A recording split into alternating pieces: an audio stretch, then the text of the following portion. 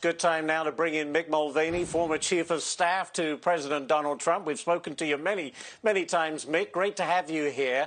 Let's just talk about, Marty Walsh, Labor Secretary, of course, towing the administration line.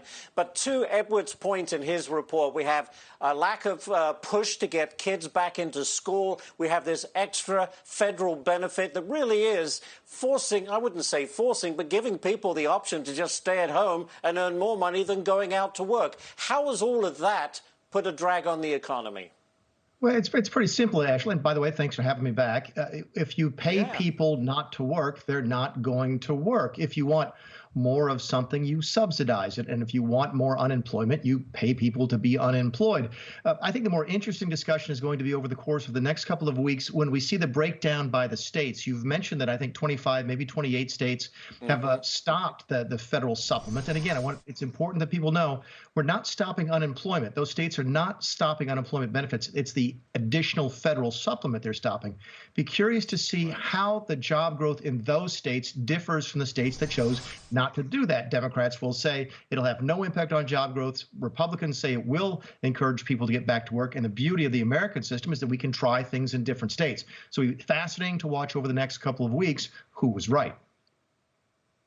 But all of this kind of delaying, I think, the recovery of the economy.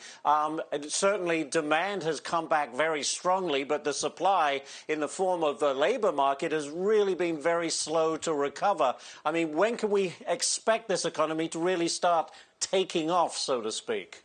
Yeah, as soon as the government gets out of the way. Look, when I have my discussions with my Democrat friends, it's like, look, we understand that COVID was a crisis. We understand it's different. You wanted to do $6 trillion worth of stimulus. I wanted to do less, but that's reasonable. People can disagree on that. What can we all agree on? It was working before COVID. More people were working under President Trump than anybody than any time in history. Right. Unemployment amongst African Americans was the lowest. Amongst women was the lowest. The policies that President Trump had in place were working. And if the Democrats really wanted to put those people back to work, they could just go back to those original policies. But right now, Washington is more about politics. It's more about getting a pound of flesh out of the rich. It's more about giving things to labor unions. It's not about economics. It's about politics. And that's why you're seeing the economy be so slow to come back.